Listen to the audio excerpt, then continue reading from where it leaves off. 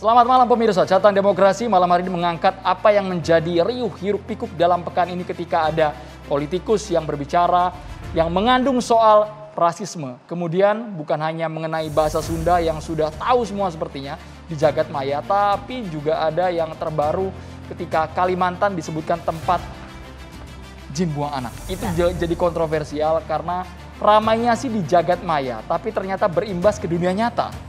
Karena kalau kita melihat tidak hanya sejumlah tokoh politik saja, tapi juga beberapa tokoh lainnya kemudian menggunakan diksi-diksi yang seharusnya tidak dipergunakan dengan baik di media sosial yang dampaknya justru dirasakan dan juga menyakiti hati sejumlah masyarakat. Banyak juga laporan yang kemudian diajukan ke pihak kepolisian mengenai hal ini. Tapi apa sih sebenarnya yang membuat ramai ini? Nah, kita coba tampilkan terlebih dahulu kemarin salah satu jurnalis senior, ini Edi Mulyadi juga kemudian diduga melakukan ujaran kebencian dengan tadi yang Anda sampaikan, yaitu menghina ibu kota negara Kalimantan Timur dengan sebutan jin buang anak atau terlalu jauh begitu istilahnya. Kita lihat terlebih dahulu.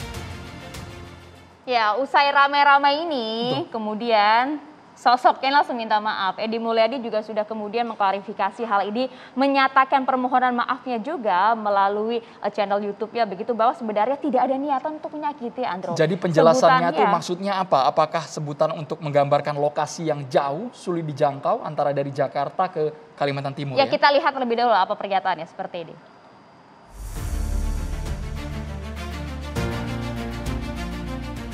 Ucapan, itu Kalimantan begini lengkapnya nih. Kita ini punya tempat bagus, mahal di Jakarta. Tiba-tiba kita jual, lalu kita pindah tempat ke jin buang anak. Nah, Kalimantan kurang lebih begitu ya. Tempat jin buang anak itu untuk menggambarkan tempat yang jauh. Jangankan Kalimantan, istilah kita, mohon maaf ya. Monas itu dulu tempat jin buang anak. BSD, Serpong Damai itu tahun 80-90-an masih tempat jin buang anak gitu loh. Istilah biasa. Nah, tapi teman-teman saya nggak tahu dengan motivasi apa segala macam, ada yang berusaha memainkan isu ini. Tapi meski demikian, saya ingin menyampaikan bahwa buat saya minta maaf itu benar-benar bukan masalah. Saya akan minta maaf. Itu mau dianggap salah, tidak salah, saya tetap minta maaf.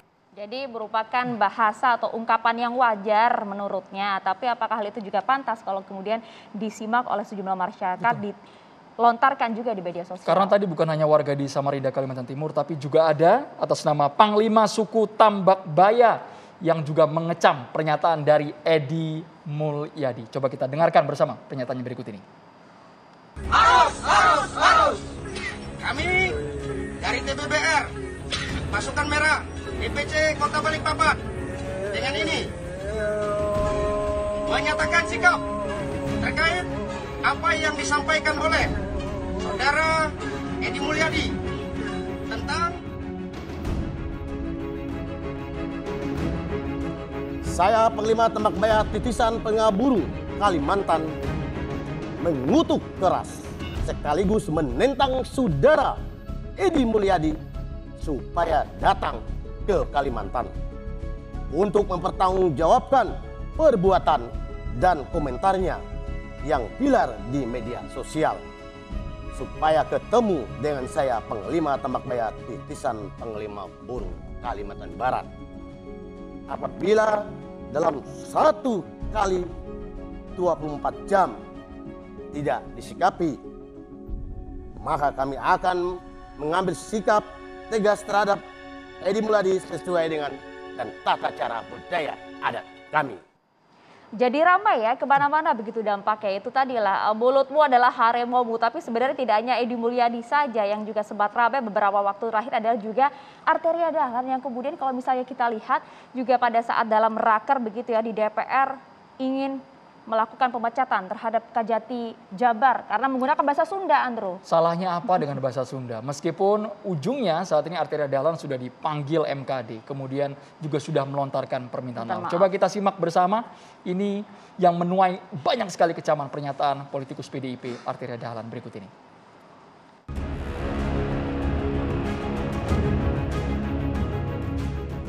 Ada Kajati, Pak, yang dalam raker itu ngomong pakai bahasa Sunda. Ganti, Pak, itu. Kita ini Indonesia, Pak. Jadi orang takut kalau ngomong pakai bahasa Sunda, ntar orang takut, Pak, ngomong apa dan sebagainya itu. Ya. Kami mohon sekali yang seperti ini dilakukan penindakan tegas, ya. Tapi posisinya Arteria juga sudah mengklarifikasi bahwa maksudnya jangan ada indikasi atas dasar nepotisme dengan menggunakan bahasa Sunda di instansi Kejaksaan Tinggi. Itu yang dimaksud oleh Arteria. Meskipun bahkan Gubernur Jawa Barat turun tangan, beberapa budayawan, aliansi banyak ya Maria juga ya? turun tangan semua kemudian mengkomentari mengenai hal ini, merespon juga mengenai hal ini. Tapi kemudian banyak juga, memangnya seorang Arteria Dahlan kalau dilihat dari jejak digital ya begitu, sempat juga melontarkan dengan menggunakan bahasa Sunda. Masih ada videonya Masih ya? ada, kata Lia, mengucapkan atau menggunakan bahasa Sunda ujuk-ujuk tiba-tiba. Nah, Kata Sunda digunakan Arteria. kita lihat dulu jejak Coba kita digital dengarkan ya. bersama. Itu ada pemerasan, Pak. Dipanggil sama Jamintel nggak datang, Pak. Nggak mau. Ujuk-ujuk dia bilang mau bongkar aib-aib di kejaksaan dan dia minta Kajati Jawa Timur. Kalau sampai jadi Kajati Jawa Timur, Pak, wah urusannya sama saya, Pak.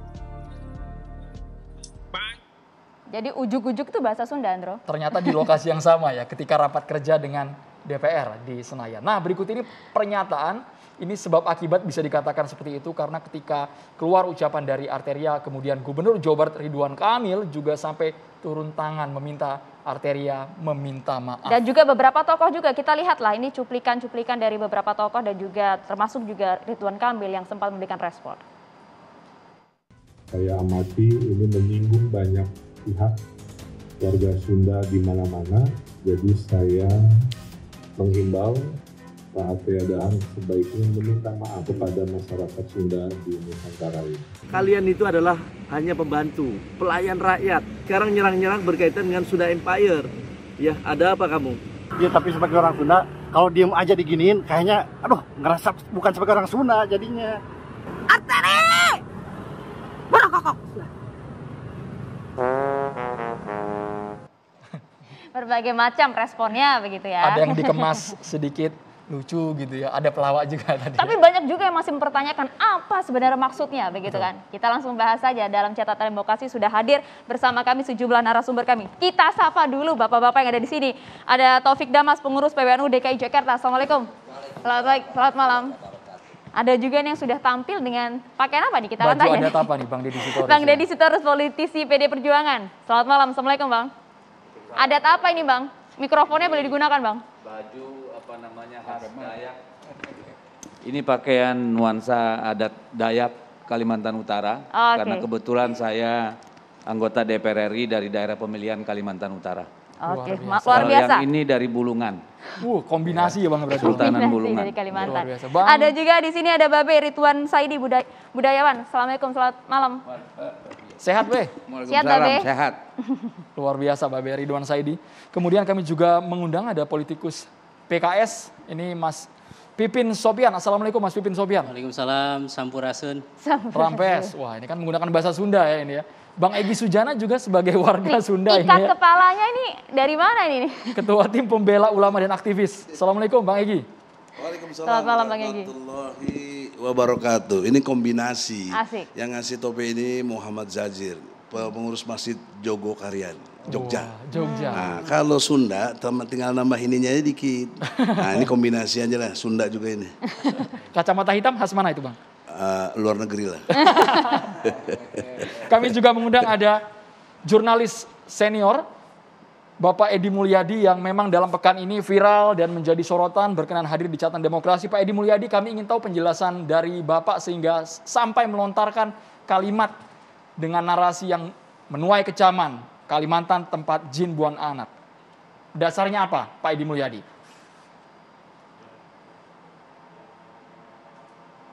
Ya, terima kasih banyak ya Andromeda Maria. Kesempatan malam ini saya ingin memulai dengan kembali menyatakan permohonan maaf yang sebesar-besarnya, sedalam-dalamnya kepada masyarakat Kalimantan atas ucapan saya yang ternyata telah menyinggung, menyakiti teman-teman saya, saudara-saudara saya di Kalimantan. Saya betul-betul mohon maaf. Apapun yang terjadi itu salah saya.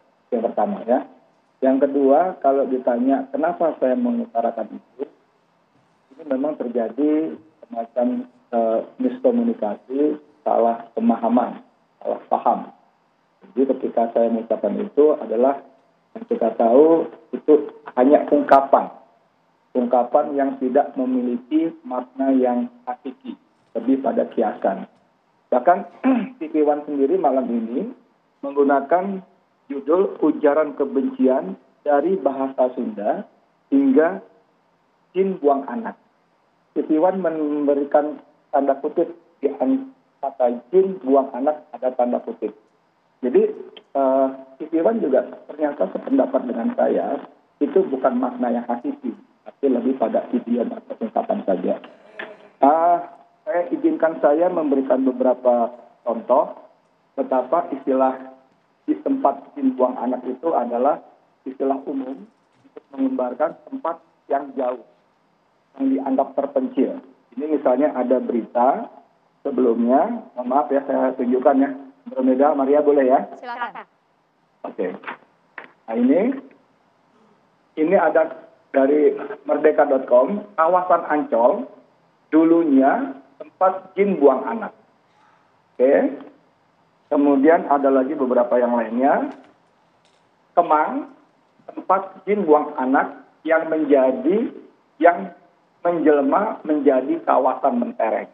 Ada tempat jin buang anak. Lalu ada lagi Bekasi ya. Bekasi dari tempat jin buang anak, dia pakai tanda seru, tanda kutip maksud saya, menuju Smart City. Yang dimaksud adalah Bekasi. Ini Bekasi ya. Oke. Kemudian ada lagi, ini kita kenal sekali Ciputra, ya, tokoh pengembang kita. Ciputra sulap kebun tempat jin buang anak jadi Pondok Indah. Kita tahu Pondok Indah satu kawasan yang sangat mewah di Jakarta dan mahal sekali. Lalu ini dari luar Jakarta, luar Jawa bahkan ya, berawal dari tempat jin buang anak, Denai Lama ini jadi daerah wisata. Denai Lama itu di Kecamatan Pantai Labu, di Serdang, Sumatera Utara.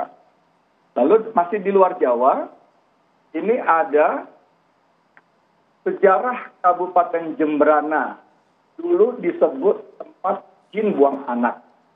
Nah ini serunya lagi, almarhum Gus Dur yang pernah mengatakan hal itu. Jadi Andromeda, Maria dan sahabat-sahabat saudara saya di Kalimantan, ini yang saya hanya bermaksud menunjukkan bahwa istilah tempat jin buang anak itu hanya menunjukkan ungkapan tempat yang jauh. Dulu Depok itu juga disebut tempat jin buang anak. Bahkan tadi Pondok Indah adalah Kebayoran sebagainya. Jadi itu sama sekali saudara-saudaraku yang saya hormati betul-betul bahwa saya tidak ada niat untuk menggunakan, memisahkan saudara-saudara saya di Kalimantan. Karena biar bagaimanapun, mohon maaf banget, itu adalah ungkapan saja. Tapi kendati begitu, sekali lagi saya mohon maaf. Ternyata ucapan saya telah teman-teman.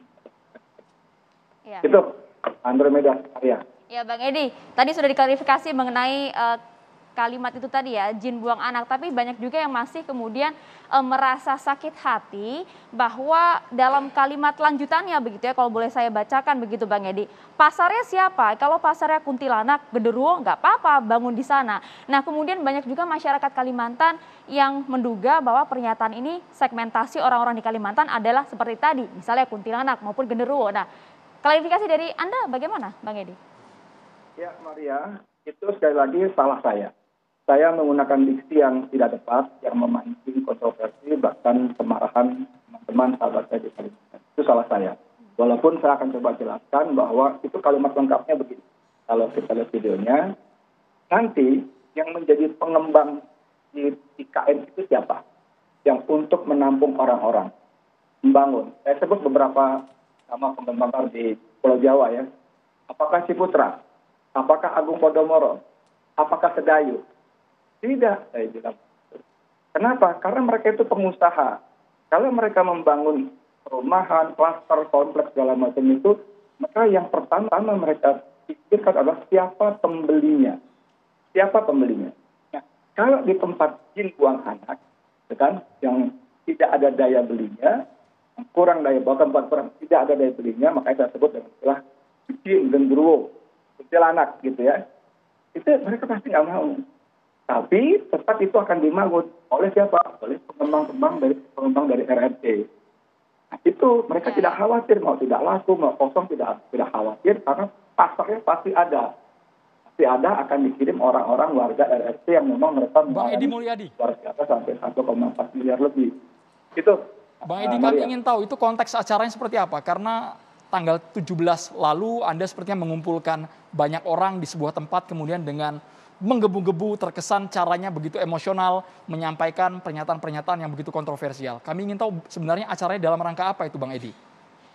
Ya, itu acara yang digagas oleh KPAU, Koalisi Persaudaraan dan Advokasi Umat ya.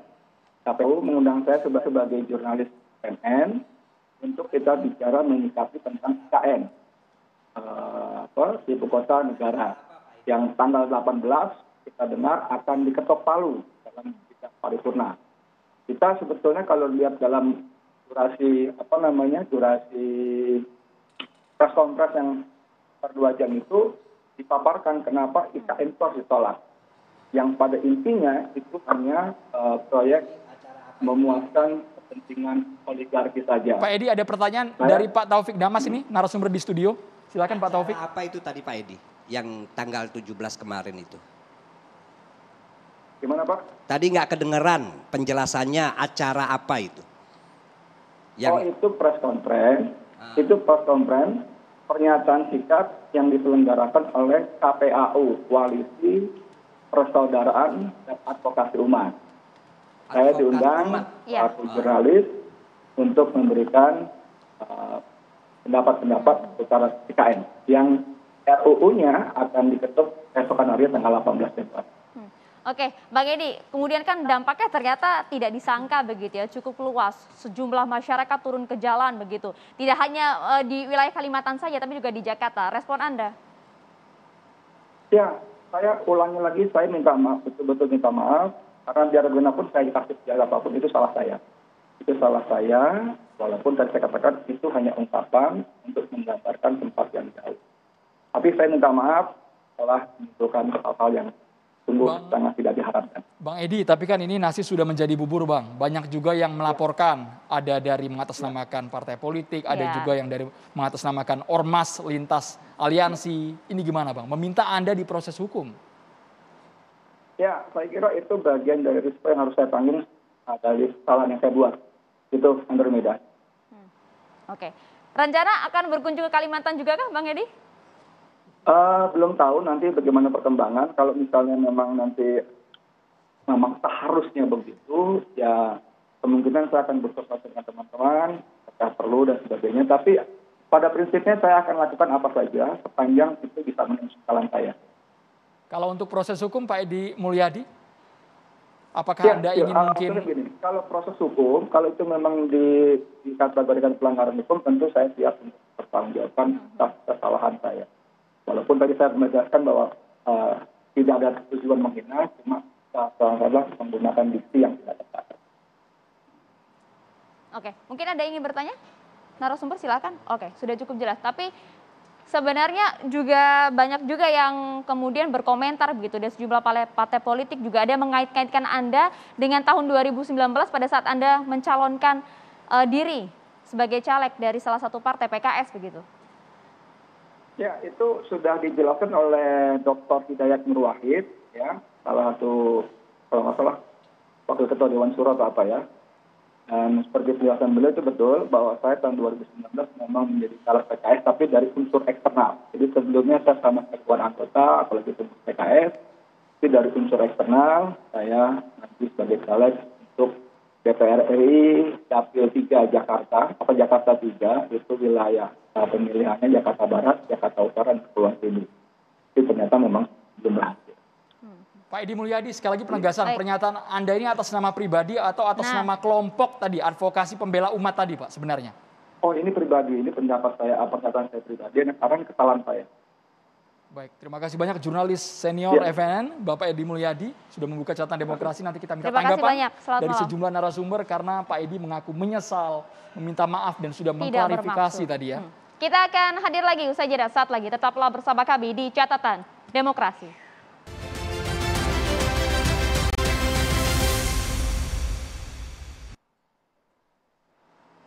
Kita boleh ke Bang Egy Sujana tadi melihat tanggapan dari Edi Mulyadi yang sudah mengaku menyesal, meminta maaf meskipun sepertinya sudah terlanjur ini Bang Egy, sudah menuai banyak kecaman, ada gelombang juga laporan hukum. Dalam konstruk hukum harus dipahami apa yang saudara Edi sampaikan itu sebenarnya terlindungi oleh pasal 28 huruf E. Kebebasan menyatakan pendapat, ya, baik lisan maupun tulisan. Kemudian dijabarkan lagi dalam undang-undang organiknya, Undang-Undang Nomor 9 tahun 1998 tentang unjuk rasa. Di cover lagi dalam Undang-Undang 39 tentang HAM. Jadi secara hukum sebenarnya tidak ada masalah gitu, secara hukum. Ya. Yang kedua lagi pasal 1 ayat 1 KUHP mengenai azas legalitas. Bahwa seseorang tidak dapat dipidana bila tidak ada hukum yang mengaturnya. Tidak bisa. Itu jelas pasal 1 ayat 1. Pertanyaan saya, diksi membuang anak. Jin membuang anak. Ya. Itu kan bahasa kiasan, perumpamaan. Dan logat Betawi yang sudah seputar Jabotabek mah nggak masalah. Itu orang Betawi bilang. Nanti Pak dibilang. Depok aja dulu tempat jin buang anak. Bahkan Bekasi juga begitu tadi kan. Nggak ada yang masalah. Nah, tapi dalam gesekan budaya memang jadi masalah. Nah, dalam menyelesaikan gesekan budaya tadi ada konstruk hukumnya. Jangan ditarik ke hukum adat. Bertentangan nanti dengan pasal 27 ayat 1 UUD 45. Setiap negara berkesamaan kedudukannya dalam pemerintahan dan hukum tanpa kecuali. Jadi nggak boleh. Jadi bertentangan dengan Undang-Undang 45. Kalau itu yang mau dilaksanakan. Kemudian lagi bisa bertentangan lagi dengan kaidah hukum yang berkait tadi ajas legalitas. Dilihat dari segi diksi itu adalah kalau mau dikejar nanti siapa sih pertama yang ngomong jin buang anak tuh siapa itu? Kan mesti dicari-cari nenek moyang kita orang DKI itu. Nah, kenapa pasal 78 KUHP? Tidak ada peristiwa yang sudah meninggal habis, nggak ada hukum pidananya.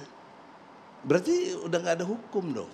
Kembali ke tadi pasal 1 ayat 1 KUHP. Begitu konstruk hukumnya. Jadi konstruk hukum clear, tapi saya hormati dan bagus sekali saudara Edi, minta maaf. Nah, sudi kiranya saudara-saudaraku, teman-teman Dedi Sitorus yang mewakili terutama ciri khas Dayak.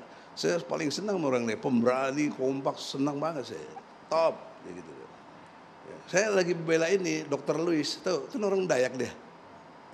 Besok saksikan. Saya ke Pengadilan Negeri Jakarta Pusat. Baik, jadi secara terminologi tidak artinya masalah begini, sebenarnya. Bos. Ya. Dalam kekompakan itu kita hargai, tapi harus melihat konfigurasi budaya ini, kita ini Bhinneka Tunggal Ika. Gak boleh dong kita merasa jagoan sendirian tuh enggak bisa ya. Maka kita harus berangkat kepada objektivitas, sistematis, toleran, jujur, benar, adil dalam melihat masalah ini. Nah, dalam konteks Osjubedil itu yang benar adalah kita ikuti Perkap Kapolri. Kapolri telah membuat perkap, peraturan Kapolrinya itu atau bukan saya surat edaran, surat edaran Kapolri tahun lalu 2001 bulan Februari.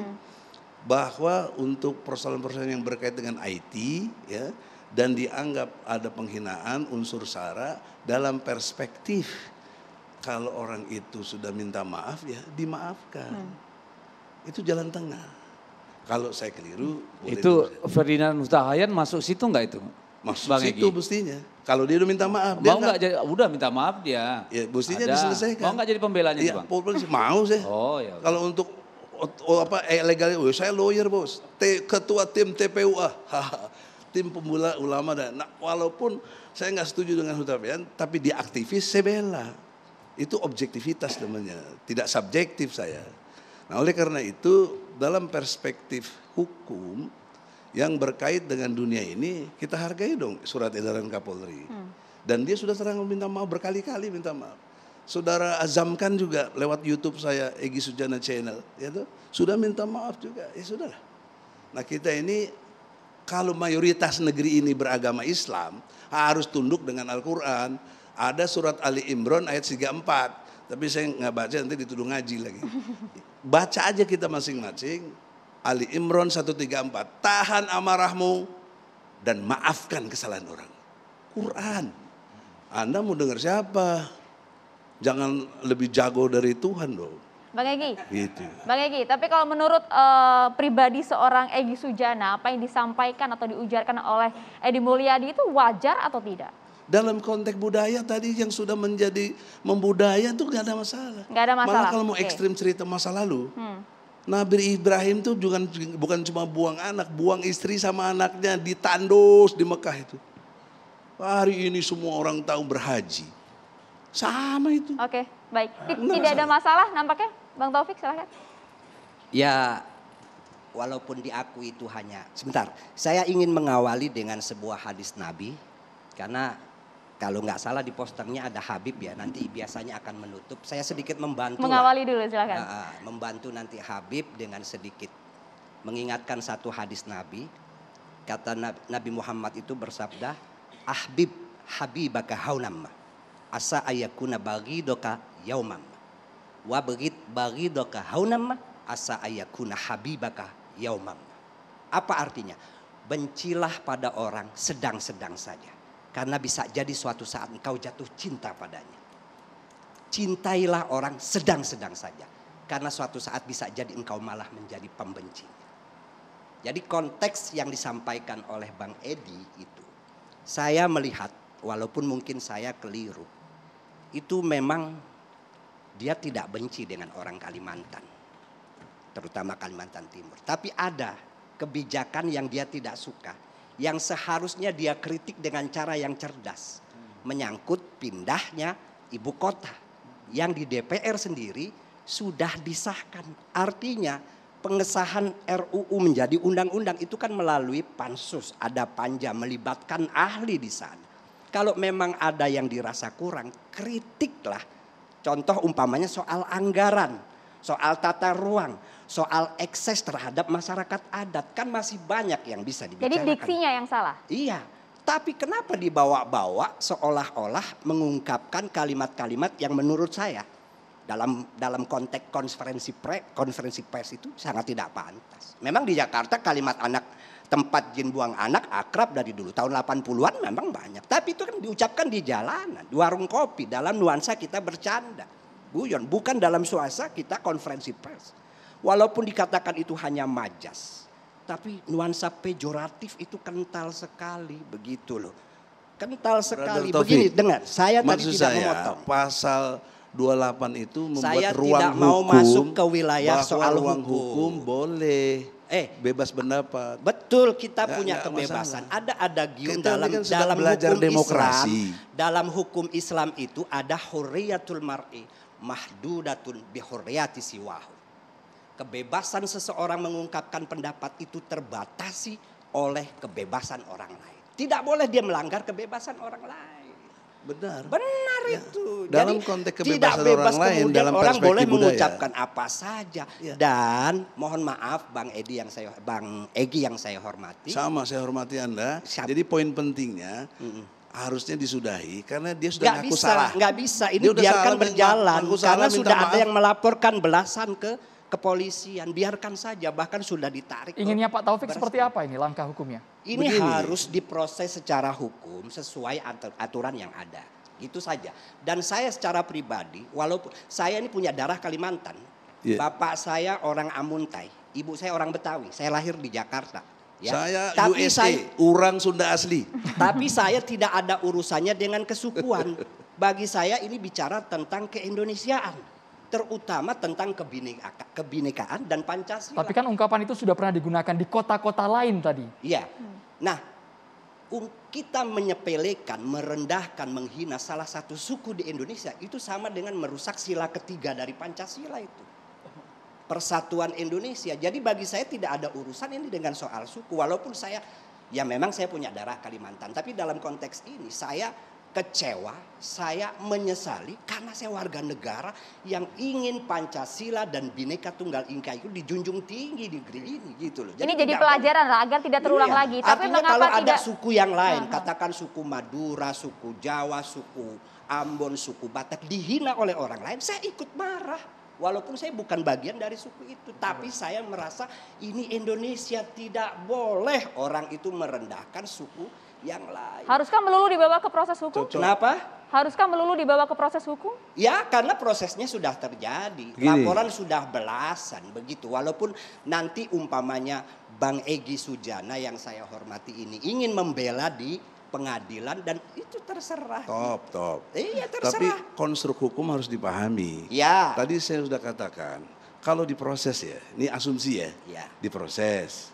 Kemudian laporan polisi kan perlu ada penyelidikan dan penyidikan. Kalau udah jelas gini langsung penyidikan bisa, gitu. Tapi jangan lupa ada event tentang gelar perkara. Nah, apakah yang dimaksud Edi itu menghina satu suku? Nggak ada dia sebut satu suku. Satu wilayah jelas itu. Iya, Kalimantan jelas. Iya. Kalimantan tidak menghina, merendahkan satu wilayah. Mungkin saya boleh nimpalin Mbak ya. Belum, Det. Pejoratif. Kita berikan dulu nanti ada waktunya ente. Karena memang kalau siapa Pak Edi tadi, Pak Edi memang tidak menyebut. Oke, kita berikan kesempatan kita kasih kesempatan Bang Deddy Sitorus. Ini sebagai warga Kalimantan, biar, Pak Taufik. biar saya clear, sudah selesai. Sudah, terima kasih ya Bang. Biar waktunya sama, terima kasih. Bang Silakan Deddy Bang Sitorus. Deddy. Kita lihat tanggapannya dulu. Baik, jadi gini, saya tidak akan bicara dalam konstruksi hukum. Karena saya percaya hari-hari ini Mabes Polri itu pasti sedang memanggil ahli bahasa, ahli hukum, ahli psikologi, ahli gesture untuk menentukan apakah masalah ini punya konstruksi hukum yang layak diteruskan ke pengadilan.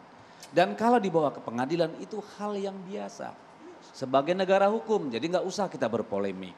Nah, tetapi saya ingin sampaikan kepada senior saya ini, Bang Egy Sujana. Saya mau bilang begini, bahwa demokrasi, ya, seperti misalnya nih, saya mau mengutip nih, saya tidak hafal semuanya ya. Bahwa ini John Stuart Mill dalam On Liberty tahun 1859 mengatakan, diskusi dan argumen apapun harus diberi kebebasan dan didorong hingga batas-batas nalar logika, bukan batas-batas emosional dan moral. Ya, jadi tidak boleh diskusi berhenti hanya karena ada kontroversi atau orang tersinggung. Tetapi beliau mengatakan bahwa ada yang namanya prinsip kerusakan, harm principle, ya, yang mengatakan bahwa itu adalah sebuah bentuk pembatasan atas kebebasan berbicara yang berbunyi. Satu-satunya saat di mana kekuasaan boleh digunakan untuk menekan satu individu adalah untuk mencegah kerusakan pada individu-individu lain. Dan inilah yang menjadi dasar, ya, logika dari artikel 19 dan 20, ya, ICCPR, International Convention on Political Rights, Civil and Political Rights, ya, yang mengatakan memang tidak boleh ada kekangan, bahwa tanpa kekangan adalah tulang punggung demokrasi. Namun ketika ujaran tertentu ternyata dia nggak menimbulkan lebih banyak kerusakan daripada manfaat, ia tidak perlu lagi dilindungi. Itu Covenant yang dalam sudah case kita Edi Mulyadi. Ya, Bang begini, Deddy. yang dilakukan oleh Edi Mulyadi, kita mari bicara teks dan konteks. Oke. Ya, teksnya yang dia jelaskan tadi menurut versi dia, menurut versi orang lain beda. Dalam konteks orang yang merasakan, meskipun saya tidak lahir dan besar di Kalimantan, sebagai wakil rakyat yang dari Kalimantan, saya merasa terhina. Ya, merasa sangat terhina. Karena dia menganalogikan, ya, Kalimantan itu sebagai daerah tempat jin buang anak. Artinya tempat yang maha jauh, tempat yang orang tidak mau datang, tempat yang sangat terpencil, hantu belau, genderuwo yang ada di sana. Hei Bung, Kalimantan itu, ya, sejarahnya bisa dirunut sampai 8.000 tahun sebelum Masehi. Dari mana Anda bilang Amuntai itu tahun berapa? Ya, ini sejarah yang panjang. Yang dia hina itu adalah sebuah wilayah hidup, di mana di situ ada kebudayaan, di situ ada sejarah, di situ ada tradisi, di situ ada kehormatan dan segalanya.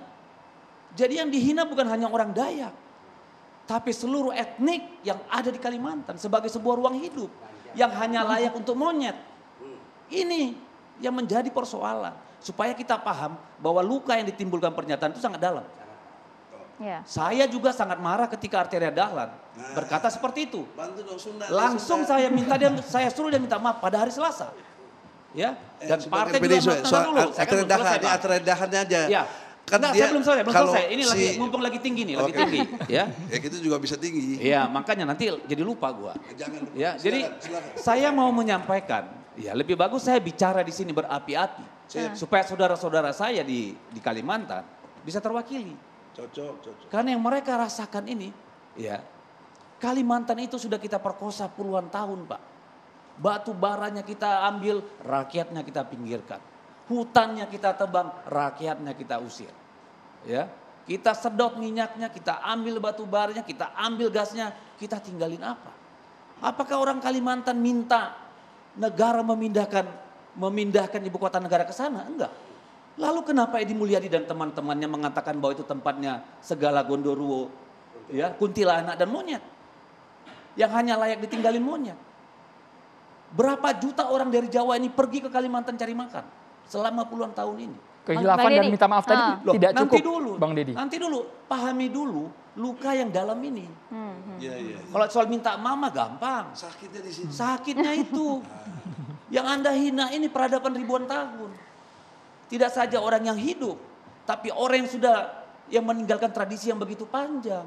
Ini yang menjadi persoalan.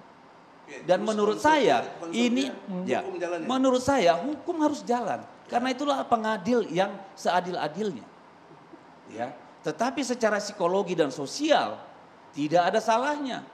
Ya, saya kira sudah cukup dewasa saudara-saudara saya di Kalimantan untuk menerima orang meminta maaf secara langsung. Karena di sana adat sangat dijunjung tinggi, Pak. Lembaga adat di setiap desa itu ada. Tidak semua persoalan di sana itu lari ke ranah pidana. Setiap desa punya lembaga adat, kecamatan punya, sampai ke provinsi. Dan itu tidak di luar, tidak melanggar apapun. Setelah proses hukum dijalani. Mari sama-sama kita hormati negara yang begini berbudaya, yang punya sejarah yang panjang. Orang-orang Kalimantan hanya minta dipahami. Ini loh kami sakit hati. Gitu loh. Jadi jangan dikira hanya bilang maaf dan it's okay. Lalu cari pembenaran. Maksud gua kan begini. Nenek lo. Itu maksud lo. Jangan paksa gua ke dalam alam pikiranmu. Anda tidak bisa memaksa orang Kalimantan masuk ke cara berpikir Anda. Oke, kita sudah tangkap. Ya? Jadi itu saya kira. Sekarang fokus ya. Soal Arteria Dahlan dulu sebentar. Bentar. Ini karena saya orang Sunda nih. Anda juga Sunda, saya nggak tahu. Pipin Sunda kan. Bapak saya Pemanukan, Atam Soekarno. Ibu saya Juju Arsana, Sumedang, USA. Orang Sunda asli. Bahasa dalam konteks perbandingan. Dia sangat sarkasmenya itu sangat jelas, si Arteria itu bilang suruh copot. Dengan karena rapat pakai bahasa Sunda. Itu kan ada semacam kebencian yang apa di pikiran dia itu. Kan sudah diklarifikasi. Benar, jangan seperti ini dong. Dia bagus, saya setuju Anda, saya top, Anda saya setuju. Ya, saya kalau nggak setuju saya bilang nggak setuju, siapapun dia. Apa? Jangan bicara maksud. Jangan bicara alam pikiran dia. Tapi bicara objektivitas, fakta. Kau telah ucap itu, top, aku dukung. Kau mau persoalkan, walaupun itu teman baik saya semua. Enggak ada saya. Saya dibiasakan dididik dengan objektivitas. Nah oleh karena itu, kembali kepada si Arteria Dahlan, objektivitasnya gimana kok PDIP? Oh, sangat jelas. Harus digimanain dia? Sangat jelas. Diadili juga? Oh iya. Dan sudah mendapatkan sanksi. Copot juga dong dia? Nanti copot itu urusannya beda. Karena kan kita punya tata aturan organisasi. Anggota DPR juga ada hukum yang mengikat. Kan tidak semudah itu. Ya kan kalau setiap orang ketelingsut sekali ngomong langsung harus dipecat. Bisa tumbang tuh di parlemen orang semua. Nanti logika itu. Karena begini. Si Edi baru ngomong sekali. Loh beda dong. Jangan beda begitu. Dong. Hukum gak boleh beda. Loh, beda. Gak boleh disuruh. Loh beda. Ini kan faktanya beda. partai. Faktanya anggota dewan itu dilindungi dalam melakukan tugas-tugasnya. Dan saya ingin katakan karena begitu itu kejadian saya telepon Arteria. Maksud lu apa ini? Ini akan jadi masalah saya bilang. Maksud saya bro bahasa daerah. Karena apa? Itu pertemuan penting resmi, tetapi dia menggunakan bahasa daerah. Kan menjadi tidak nyaman. Sebenarnya itu. Jadi dia menunjuk orang sebenarnya. Tetapi ya karena akalnya akalnya tidak sampai, dia mengatakan bahasa Sunda. Harusnya bahasa daerah pun cukup. Tapi dia langsung, disitulah kekeliruannya dan kami tidak membela itu. Sangat jelas bahwa DPP PDI Perjuangan, DPD PDI Perjuangan Jawa Barat itu memberikan sanksi kepada dia. Tapi dia ngomong ujuk-ujuk di rapat DPR. Saya nanya, boleh nggak ya?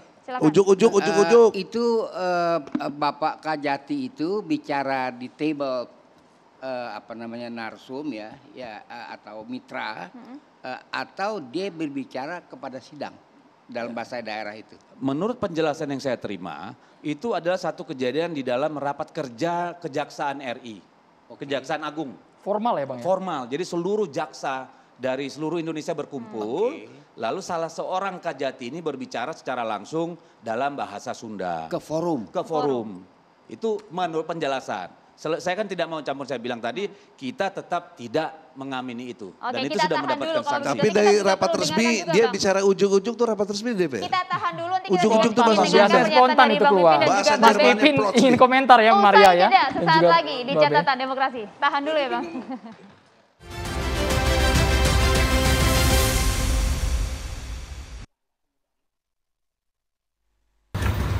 Saya mohon maaf atas pernyataan atau pertanyaan saya tersebut dan kami juga memastikan tidak ada niatan sedikit pun untuk merendahkan, menyakiti hati keluarga kami yang bersuku Sunda. Saya mohon maaf atas pernyataan atau pertanyaan saya. Nah itu tadi permintaan maaf dari Ateliah Dahlan ya. Tapi kalau kita berikan kesempatan lebih dulu lah ke Mas Pipin yang partainya keseret-seret juga di PKS Mas Pipin. Ya terima kasih Mbak Maria dan Mas Andromeda ya. Saya kira ini pelajaran penting buat kita. Bahwa kita adalah bangsa yang besar dengan bineka ragam ya. Dan ya memang perlu kehati-hatian. Kalau saya orang Sunda itu ada namanya harus cager, bager, bener, singer. Artinya? Singer. Jadi harus benar, kemudian harus pintar dan juga harus singernya bukan penyanyi, tetapi memang harus hati-hati. Memang kalau orang Sunda memang kadang bicaranya tidak cepat-cepat. Jadi memang harus betul-betul diperhatikan. Makanya kami di PKS mengeluarkan Tazkiroh nomor 3 tahun 2020 dari Dewan Syariah Pusat PKS untuk memberikan rambu-rambu norma etika bagi kader struktur PKS di ruang publik seperti ini. Sehingga dampaknya bisa terukur. Jadi kalau tadi saya terima kasih ya Bang Edi sudah mengklarifikasi, beliau meminta maaf gitu ya dan menyampaikan bahwa beliau memang pernah jadi caleg. Betul, 2019 Bang Dedi beliau melalui sebagai caleg melalui PKS. Tetapi memang setelah itu memang tidak ada aktivitas. Beliau juga tidak aktif di partai. Jadi saya sebagai juru bicara PKS harus menegaskan bahwa beliau tidak mewakili PKS. Ini penting saya kira karena itu betul-betul pernyataan pribadi ya, tidak ada hubungannya dengan PKS. Meskipun ada petinggi yang sempat membela Edi Mulyadi?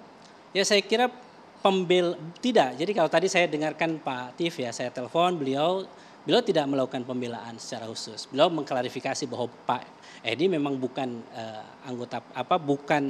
pejabat publik PKS, itu pernyataan pribadi begitu dan kemudian beliau juga menyampaikan tentang definisi kata yang menjadi kontroversi sekarang. Tapi bagi kami, bagi PKS memang setiap kata kalimat itu memang harus hati-hati tadi. Jadi dimaknai lain. Bagi suku ini, suku Betawi mungkin tidak masalah, tapi bagi suku yang lain bermasalah. Maka carilah pilihan kata yang lebih aman, bisa menyatukan semuanya. Makanya saya bawa buku Merawat Indonesia, Pak Ahmad Syaihu, Presiden PKS, menulis buku ini. Merawat Indonesia. Tidak mudah ya. Jadi kita butuh jiwa besar ya, saling memaafkan ya. Tadi saya lihat Pak Ateliah Dahlan ya, saya juga ingin komentar. Ada muatan politik secara politisi mau begitu untuk mengomentari itu. Tetapi rasa-rasanya saya ingat ya, Bung Karno itu pernah mengatakan bahwa kepada semua rakyat Indonesia, hati-hati bahwa kalian akan diadu domba. Orang Jawa akan berhadapan dengan orang Sumatera akan berhadapan dengan orang Makassar akan berhadapan dengan orang Papua dan selanjutnya. Saya merasakan kok sepertinya sekarang seperti terjadi. Dan di momen yang sama ketika Pak Arteria Dahlan kemudian ada kasus dengan Sunda, memang saya sebagai orang Sunda tentu merasa kok kenapa sangat diskriminatif, hanya Sunda yang dipersoalkan. Kenapa kalau kita berbahasa Inggris tidak dipersoalkan dalam berbagai forum? Teman-teman yang lain juga pakai bahasa Jawa biasa saja begitu. Sebagai keanekaragaman, kalau belajar di Uni Eropa, di sidang-sidang internasional, mereka menggunakan bahasa masing-masing kemudian diterjemahkan. Jadi mereka saling menghargai bahasa masing-masing. Nah, poinnya adalah saya ingin menyampaikan bahwa pada titik ini kita harus pahami bahwa ada mungkin muatan politis tentu ada ya. Saya kira ini ada momentumnya.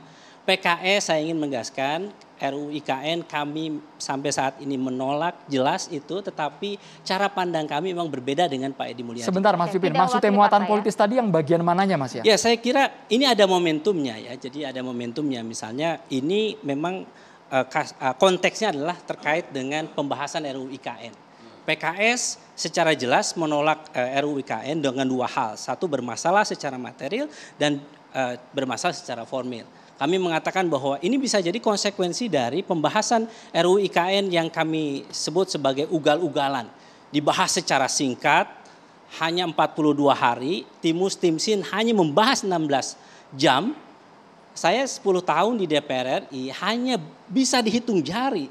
Rancangan undang-undang yang dibahas dengan sangat kilat, ya, dan salah satunya undang-undang KPK, dan termasuk yang kilat dan kemudian banyak adalah undang-undang Cipta Mas Pipin, Kerja. tapi sepertinya poin yang disinggung oleh Edi Mulyadi ini menyentuh kesukuan sehingga emosional warga itu bergerak. Betul. Bukan masalah IKN-nya malah, tapi Betul. masalah ujaran kebenciannya itu yang dipersoalkan. Betul, dan itu kami tidak setuju dengan cara beliau ya menyampaikan itu. Kami fokus kepada substansi. Kami tidak setuju bahwa pembahasan di ruang publik seharusnya adalah kompetisi gagasan.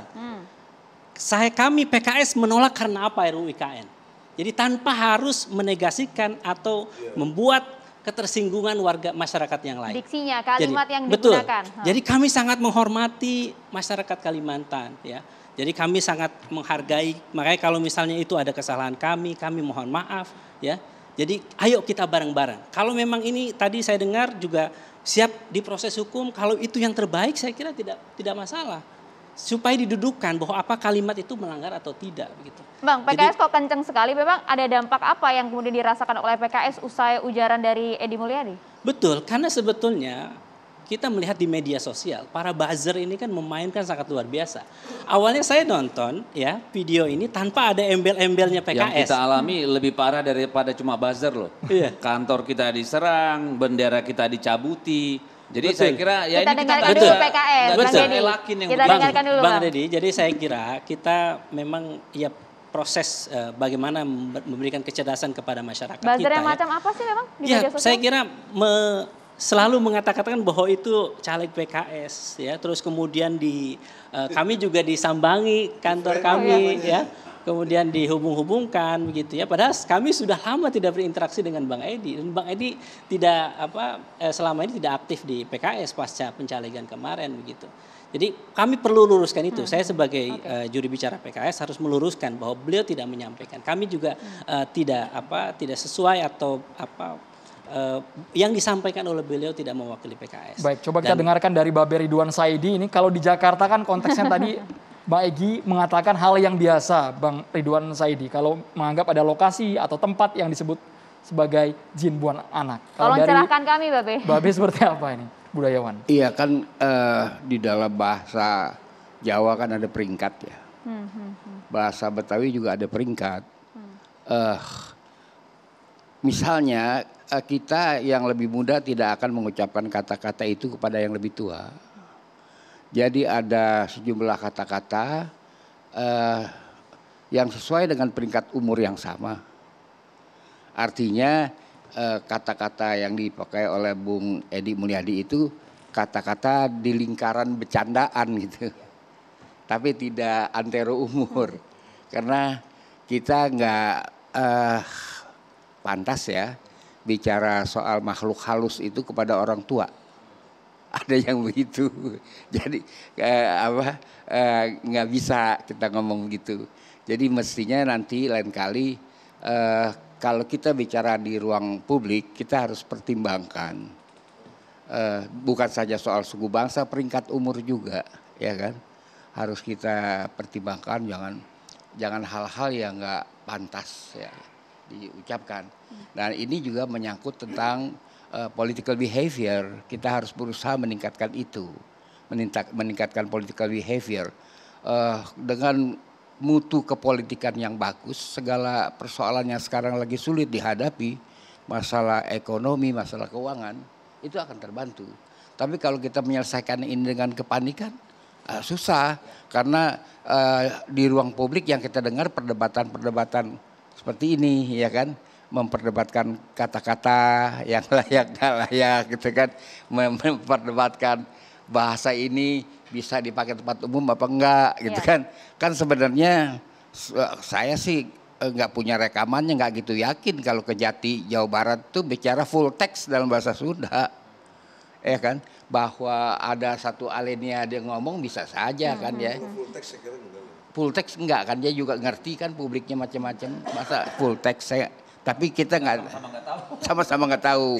Jadi saya kira ini harus super hati-hati, jangankan masalah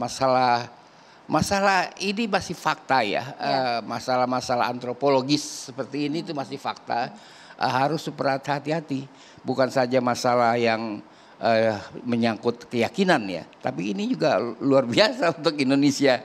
Jadi karena itu mari sama-sama ya, ini pelajaran yang berharga buat kita ya kan. Kalau menghukum orang sih soal gampang, hukum aja pendem ke penjara.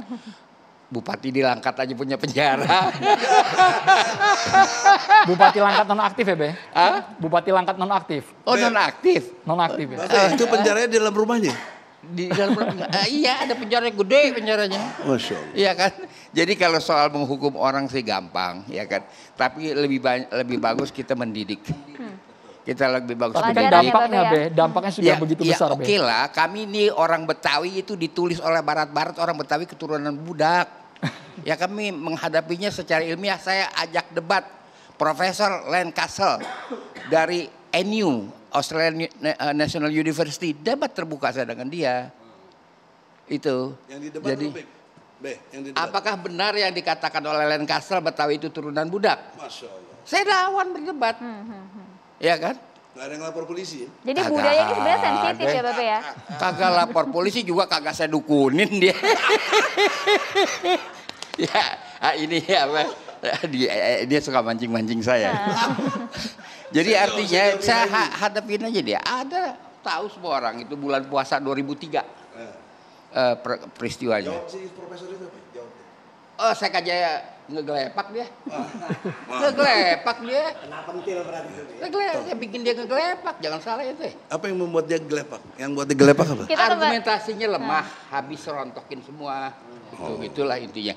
Jadi kita balik lagi ke pangkalan. Kita kembali fokuskan lagi, Bapak. Iya, sabar. Kita balik lagi ke pangkalan. Bang Egy udah mancing-mancing nih, Bang Egy. Enggak, dia bedol-bedol saya keluar ring. Pangkalan, mari kita menjadikan masyarakat Indonesia ini masyarakat yang bermartabat dengan intelektualitas yang makin tinggi, akhlak juga mulia, kan begitu. Jadi kita enak sono kemari ya. Gitu aja Bu kalau dari saya ya. Adem ayem ya denger Babe ya. Kalau gitu kita jeda terlebih dahulu lah. Usai jeda catatan demokrasi masih kembali untuk Anda sesaat lagi.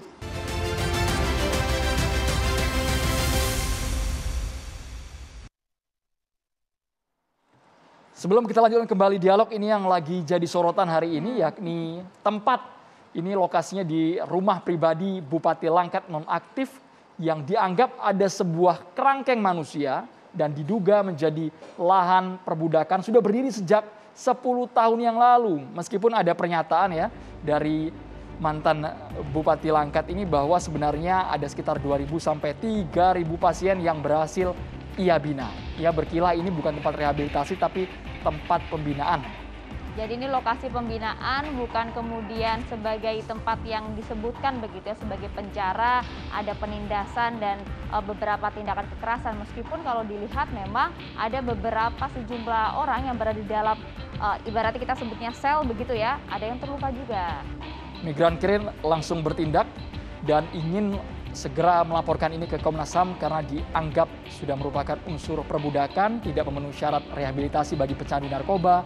Mengapa Bupati Langkat nonaktif mendirikan ini di lingkungan rumah pribadinya sendiri? Alasan itu yang kemudian dicari hingga saat ini, dan kita tunggu saja lah nanti hasil penyelidikan seperti apa ya. Karena semua pihak turun langsung menangani kasus ini. Tidak hanya isu mengenai Langkat saja, tapi kalau kita lihat di ibu kota kemarin sempat ada yang ramai juga mengenai ada seorang pria lanjut usia begitu yang kemudian diteriaki maling, dikejar-kejar hingga kemudian tewas karena aksi massa. Nah, ini dia videonya viral kemarin beberapa waktu lalu pemirsa.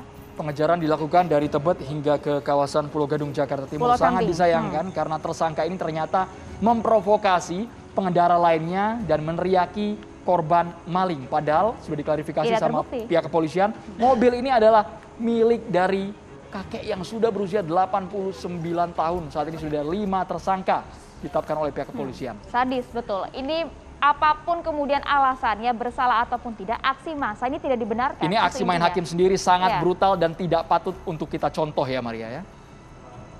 Oke, yang tak patut untuk dicontoh juga tadi kalau disampaikan beberapa itu tadi ya, diksi-diksi yang kemudian harus dibenarkan mengenai tema kita juga. Kita perlu dengarkan terlebih dahulu beberapa statement tadi. Bang Deddy Sitorus ingin melanjutkan. Ya, silakan Bang Deddy. Saya mau bilang bahwa kecenderungan hate speech seperti ini tidaklah spesifik milik Indonesia, di seluruh dunia terjadi. Ya, ini musuh peradaban dunia saat ini. Ketika ada media sosial di mana orang sulit membedakan antara ruang privat dengan ruang publik. Nah inilah maka kita perlu hati-hati. Yang terjadi ini sudah terutama sejak pemilu 2014 hingga saat ini itu sudah menjadi kebiasaan di kita, ya sudah luar biasa. Nah ada satu penelitian ini McDavid mengatakan bahwa 66% orang yang melakukan ujaran kebencian itu karena perasaan senang dan sensasi. Emang senengnya. Psikologinya memang seperti itu, ya. Jadi dikatakan bahwa menariknya mereka yang mengejar kesenangan ini bukanlah orang-orang dengan level prasangka tinggi, ya, tapi melainkan orang-orang yang level prasangkanya rendah dan sedang, ya. Jadi ini kadang-kadang memang bukan hanya karena kebencian, karena ini mungkin orang kayak narkoba udah, karena di media sosial segala macam ada kesenangan tersendiri sehingga dia terdorong untuk melakukan itu. Sebentar, ini senang untuk mencari sensasional yang berujung dengan dalam konteks ini? Dalam konteks ini kata-kata itu kan gini, tujuan sebenarnya dia menyatakan itu kan ketidaksetujuan terhadap ibu kota negara. Bagaimana caranya supaya voice dia didengar? Tentu dengan menggunakan diksi-diksi yang akan meng-catch satu audience tertentu. Tapi dalam kasusnya Edi Mulyadi. Itu kan tadi Edi Mulyadi, Artaria? Ya sama, bisa jadi karena dia menyebut itu ada persoalan di belakang itu. Kebetulan jaksa agungnya orang Sunda, kan bisa seperti itu. Jadi memang ini yang harus kita yang namanya literasi media sosial itu 66%. Itu penelitian dunia. Ini pernyataan ya ahli. Ya. Ahli psikologi. Tapi kan yang mengatakan ini wakil rakyat. Tadi Edi Mulyadi mantan calon legislatif. Ya benar. Tidak ada hubungannya dengan pendidikan. Tidak ada hubungannya dengan pendidikan. Kecenderungan itu. Gitu. Karena kita lihat yang banyak yang melakukan hate speech di media sosial itu doktor pun ada, profesor pun ada, rektor pun ada, pegawai negeri tingkat tinggi juga ada. Jadi tidak ada urusan dengan latar belakang pendidikan. Ini kecenderungan pribadi. Saya kira itu. Bang Egy. Terima kasih. Jadi dalam pendekatan hukum, saya kan pendekatannya hukum tentunya, itu harusnya diadili, gitu ya. Konstruknya sampai situ. Untuk sisi lain supaya kita yang tersakiti ini puas juga. Nah, baik kita ikuti bagaimana diadili. Pertama dalam perspektif hukum pidana. Karena kalau udah ke polisi berarti pidana, bukan perdata. Itu berlaku dong pasal 1 ayat 1 KUHP tentang ajas legalitas. Tidak bisa seorang dipidana kalau tidak ada hukum yang mengaturnya. Pertanyaan seriusnya, diksi seperti itu di mana hukum mengaturnya? Itu serius loh hukum. Jangan main-main ilmu hukum, bukan soal perasaan. Bukan saya setuju sama Dedi, demi Allah saya setuju.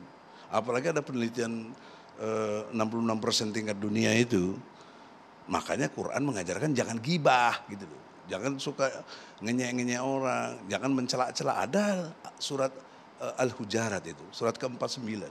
Ya, ayat 11, 12, sampai 13. Nah, poin pentingnya adalah, pertanyaan serius saya, apa dengan situasi dia sudah minta maaf, udah ampun-ampun lah. Kan Tuhan Maha Pengampun. Terus Tuhan juga bilang, kalau versi Islamnya, Allah Subhanahu wa Ta'ala yang dalam perspektif Ali Imran 134, tahan amarahnya dan maafkan. Memang nggak enak. Saya juga nggak enak, tapi kalau ada perintah ayat gitu, atriadahan saya maafkan. Saya nggak mau persoalan, maka saya nggak bikin laporan polisi. Saya punya legal standing, orang Sunda, ya. Bukan kayak si Fulan itu nggak ngerti legal standing, ya. Ya udahlah, yang babi ketawa-ketawa ini dulu. Sudah lewat itu, Bang. Sudah lewat. Sudah Jadi lewat. poin pentingnya itu, brother ya, terserah ya. Nanti ada kiai yang menjelaskan. Nah, sisi lain, kalau tidak mau ikuti Allah, maafkan dan tanah marah, boleh adili. Dalam perspektif Islam namanya kisos. Nah, si Edi ngomongnya tentang jin buang anak. Nah, kalian mau balas apa sama dia? Mau digebukin? Mau dipotong kayak saya lihat di video ada babi dipotong. Ya, makanya harus dibalas lagi. Kira nanti kan tidak cukup hanya bicara soal ahli pidana. Ya, ada ahli sosial, ahli bahasa, ahli psikologi yang bisa dipakai, konstruksi hukum itu betul ada bisa dibangun. Dan menurut saya cara yang paling murah dan mudah itu? Untuk menyelesaikan kekisruhan ini adalah dengan membawa dia ke depan hukum. Karena ini kan negara hukum, apa salahnya? Begini brother. Kalau dia benar ya benar aja. Saya setuju. Tapi ini akan menyembuhkan luka sosial itu lebih cepat. Tapi itu saya setuju. Tapi dalam konteks keilmuan, saya kan bertanya, nggak menjas. Tapi bertanya pasal 1 ayat 1 KUHP, azas legalitas. Nggak bisa orang dipidana. Kalau nggak ada hukumnya mengaturnya, itu persoalan serius. Gimana hakim mau bikin pengadilannya? Itu bro, itu urusan kalian lah. Saya nggak mau. Kalau mau diadili, saya suka banget supaya jangan banyak orang gibah-gibah. Mas Pipin. Tapi yang paling sebentar Pin, penting, ada satu pernyataan dia tadi waktu ini, Bang Egy mah nggak bikin pusing di Kalimantan Timur nggak ada orang. Wah, saya ini ketua umum PPHMI setelah beliau jauh-jauh, ini senior ini. Ya, ada HMI di sana. Ada PPMI, Persaudaraan Pekerja Muslim, marah juga. Saya di mana Bang, kenapa enggak ini? Oke, kita tegur si Edi. Tapi kalau dia udah minta maaf, kok mau gimana? Jadi gitu loh Pak, jangan saya bilang nggak ada orang. Se-Indonesia saya ada orang. Siap Bang. Poin saya begini, saya kira tadi ya, ketika sudah minta maaf kita harus apresiasi. Baik Bang Arteria Dahlan maupun Bang Edi ya. Itu saya kira harus. Dan kemudian kelapang dadaan beliau untuk menyampaikan ya, minta maaf secara gentle, saya kira itu harus diapresiasi. Tetapi yang kedua memang pada level selanjutnya ketika proses hukum ya sudah masuk ke penegak hukum.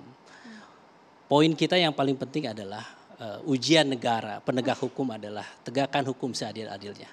Tidak tebang pilih, tidak diskriminatif ya. Karena sebetulnya banyak yang diadukan hukum ya. Kalau kita sebut nama-namanya, saya pernah melaporkan Guntur Romli, teman saya sudah melaporkan juga Abu Janda ya, melakukan hate speech ya, melakukan penghinaan terhadap agama dan sebagainya.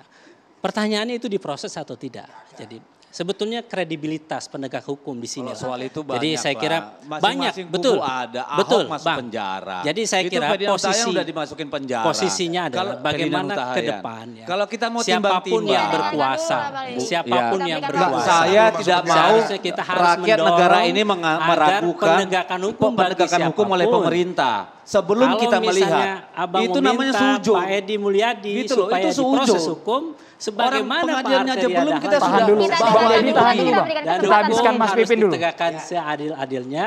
Jangan sampai hanya kepada yang oposisi kemudian hukum begitu tajam. Gak ada pilih kasih ya Mas Pipin ya. Tetapi kepada pendukung pemerintah hukum Ferdinand sudah membuktikan bahwa tidak ada tebang pilih. Dan itu terjadi. Ini karena sering ada Bang Egy Sujana, jadi saya tertarik terbawa ingin mengutip Al-Quran. Tapi saya benar-benar Al-Quran Bang, bukan terjemahannya. bukan terjemahannya ngutipnya. Silakan. Dibacain Quran. Bisa langsung ke poinnya Pak Taufik. Terjemahannya beda nggak sama yang saya? Iya belum tentu Iya, karena makanya. terjemah Kan itu sudah beda. poinnya, Terjemah Pak. itu versinya kan bisa beda-beda antara satu terjemah dengan terjemah Tapi yang itu lain. disepakati, makanya boleh beredar. Iya. Jangan kau pikir yang terjemahan terus jadi nggak benar dong. Tapi kalau baca tafsirnya nanti kan lebih hebat Saya lagi. ngerti, tasrifnya pun saya ngerti. Baik, Pak Taufik silakan. Ya. Bismillahirrahmanirrahim. Sebentar. Ya ayuhan nas, inna khalaqnakum min dzakari wa unsa wa ja'alnakum syu'uban wa qabaila lita'arafu inna akramakum indallahi atqakum. Wahai manusia, kata Allah itu. Jadi menyapa itu manusia, jadi semua orang, suku apapun, bangsa apapun. Inna khalaqnakum min dzakari wa unsa, kami menciptakan kalian dari laki-laki dan perempuan. Wa ja'alnakum syu'uban wa qabaila, kami menjadikan kalian berbangsa-bangsa dan bersuku-suku. Inna akramakum indallahi atqakum. Yang paling bertakwa di antara kalian adalah orang yang paling mulia di antara kalian adalah orang yang bertakwa. Takwa itu adalah orang yang punya hubungan baik dengan Tuhan dan hubungan baik dengan manusia. Artinya apa? Soal suku, soal bangsa, ini sesuatu yang sangat dihormati di dalam Islam. Tidak boleh ada orang merendahkan salah satu suku atau bangsa lain. Apalagi di Indonesia, kita sudah sepakat dengan tadi seperti saya katakan, Pancasila. Ya. Sila ketiga itu apa?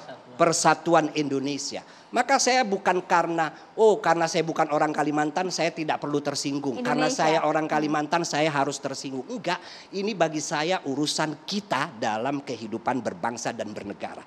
Siapapun menghina atau merendahkan suku apapun di Indonesia itu harus kita nasihati. Ada nasihat dengan cara yang mungkin sekedar bahasa ujaran, tapi juga ada nasihat yang pada akhirnya adalah pelaporan hukum supaya itu menjadi pendidikan kita semua. Clear. Dengar dulu, belum clear. Nah, menyangkut demokrasi. Singkat saja. Ini kan sebetulnya kita Satu menit harus lagi, Pak Taufik, mohon izin. memanfaatkan nuansa demokrasi yang sudah kita nikmati di Indonesia ini luar biasa. Ini kita isilah dengan cara berpikir yang kritis, yang substantif, yang ilmiah, yang intelek. Jangan kemudian dibumbui dengan ujaran kebencian dan lain sebagainya. Siapapun hindari hal-hal semacam itu demi menjaga demokrasi ini menjadi demokrasi yang bermartabat gitu loh. Poinnya di situ. Ya, apalagi saya sebagai muslim akan sangat bangga sekali seandainya Indonesia ini sebagai bangsa dengan mayoritas muslim, demokrasinya sukses di mata dunia. Terima kasih banyak Pak Taufik Damas, Bang Deddy Sitorus, Babe. Kita harus jeda dulu, hanya di catatan demokrasi pemirsa. Saat ini kami sudah kehadiran Syekh Muhammad Jaber. Assalamualaikum Syekh Muhammad Jaber. Kami persilakan Syekh. Warahmatullahi wabarakatuh. Bismillahirrahmanirrahim. Assalamualaikum warahmatullahi wabarakatuh. Waalaikumsalam warahmatullahi wabarakatuh. Alhamdulillahi rabbil alamin. Allahumma salli wa sallim wa barik ala sayyidina wa nabiyyina Muhammad wa ala alihi wa sahbihi ajma'in. Wa ba'd. Saudara-saudara kami pemirsa TV One dan tokoh masyarakat, tokoh agama, guru kami yang ada di studio, semoga selalu dalam sihat wal afiat, dalam melindungan Allah Subhanahu wa taala. Amin ya rabbal alamin. Menurut saya ini cocok sekali Syekh Muhammad Jaber yang menyampaikan hari ini. Karena Syekh Muhammad Jaber bukan orang Betawi, bukan orang Sunda, bukan Kalimantan ya. Alhamdulillah, cocok ini luar biasa. Saya menyampaikan secara umum. Ini penting sekali. Yang pertama, saya pernah baca di Garuda Pancasila ada kalimat yang sangat luar biasa. Bhinneka Tunggal Ika. Itu sangat luar biasa. Bangga seorang Indonesia mempunyai kalimat itu. Karena kalimat itu asal dari agama Islam. Walaupun berbeda. Berbeda warna, berbeda bangsa, berbeda bahasa, berbeda apapun, tetap satu. Saling menghormati, saling menghargai. Itu sebenarnya asalnya, dasarnya dari Al-Quran. Allah Subhanahu wa taala berfirman dalam Al-Quran surat Al-Hujurat yang tadi baca guru kami. A'udzu billahi minasy syaithanir rajim. Bismillahirrahmanirrahim. Ya ayyuhan nas. Ya ayyuhan nas. Dengar baik-baik, pesan dari Allah bukan hanya untuk orang beriman saja, bukan bagi orang muslim, Ya ayyuhan nas, hai manusia, seluruh manusia yang di alam dunia ini. Ya ayyuhan nas, inna khalaqnakum min dzakarin wa untha وجعلناكم شعوبا وقبائل لتعارفوا إن أكرمكم عند الله أتقاكم إن الله عليم خبير. Hai manusia, kami menciptakan kalian dari laki-laki maupun dari perempuan, dari berbagai bangsa, suku dan lainnya. Lita'arafu, saling mengenal, saling menghormati, saling menghargai. Inna akramakum indallahi atqakum, sesungguhnya orang yang paling mulia di antara kalian adalah orang bertakwa. Bayangkan, orang bertakwa saja tidak merasa bangga karena dia bertakwa. Karena Allah di akhir ayat berkata, firman Allah, innallaha alimul khabir. Sesungguhnya Allah yang maha tahu siapa yang bertakwa. Orang Islam yang dari kelompok mana, jangan merasa bangga. Saya beriman, saya yang benar, saya yang bertakwa. Allah yang maha tahu. Karena itu yang mulia di sisi Allah adalah orang bertakwa. Di antara kita semuanya sama. Tetapi biasa manusia bisa salah. Merasa bangga, merasa lebih baik daripada yang lain. Di zaman Rasulullah SAW, antara dua sahabat, Abi Dzar dan Bilal radhiyallahu anhu, pernah ada sedikit antara dua sahabat ini. Abi Dzar mengucapkan kalimat yang tidak enak untuk Bilal. Kata, Yabnus Sauda, wahai anak budak hitam. Bilal radhiyallahu anhu tersungguh, langsung melaporkan kepada Rasulullah SAW. Di zaman Rasulullah ada laporan juga. Berarti jangan yang merasa tersinggung ingin membalas sendiri. Ada aturan secara resmi. Bilal melaporkan kepada Nabi SAW. Rasulullah marah. Karena Rasulullah membawa keadilan, menghormati semua. Kata Rasulullah, a'ayyartahu bi ummih, benarkah wahai Abi Dzar menghina Bilal, menghina dengan ibunya, menghina dengan kulit yang hitam? Innaka mru'un fika jahiliyah, wahai Abi Dzar, sesungguhnya kamu masih ada di dalam diri kotoran dari jahiliyah. Karena itu jahiliyah itu harus kita bersihkan hati, menjaga persatuan, menjaga persatuan, menjaga persatuan. Tidak boleh siapapun di antara kita yang menghina siapapun, meremehkan, menghina orang lain. Karena apapun, alasan apapun. Tetapi itu anugerah Allah Subhanahu wa ta'ala. Siapa yang menghina orang lain, sebenarnya bukan karena dia memiliki kelebihan, melainkan dia memiliki kekurangan. Karena itu dia menghina orang lain, sebenarnya dia menutupi kekurangan dalam dirinya tanpa dia sadar. Itu makna sombong. Sombong tanpa sadar, dan karena itu selalu menghina orang lain. Tetapi orang yang tidak menghina siapapun, karena dia yakin kita semuanya sama. Kullukum li Adam wa Adam min turab. Semuanya berasal dari Adam alaihissalam dan Adam berasal dari turab. Berarti kita masing-masing tidak mempunyai kelebihan. Tetapi itu namanya sifat tawadhu'. Sifat tawadhu' itu sifat yang mahal. Itu anugerah Allah Subhanahu wa ta'ala. Sifat tawadhu' bagi orang yang hatinya baik. Semoga Allah berikan sifat yang mulia kepada kita, memiliki sifat tawadhu' agar selalu menjaga persatuan. Barakallahu fikum. Assalamualaikum warahmatullahi wabarakatuh. Waalaikumsalam warahmatullahi wabarakatuh. Terima kasih banyak Syekh Muhammad Jaber, Pak Taufik Damas, Bang Deddy Sitorus, Babe Ridwan Saidi. Terima kasih juga Mas Pipin dan juga Bang Egy Sujana. Terima kasih pemirsa atas perhatian Anda. Kita berjumpa lagi di Catatan Demokrasi minggu depan. Saya Baria Asga. Dan saya Andromeda Mercury. Selamat malam. Sampai jumpa.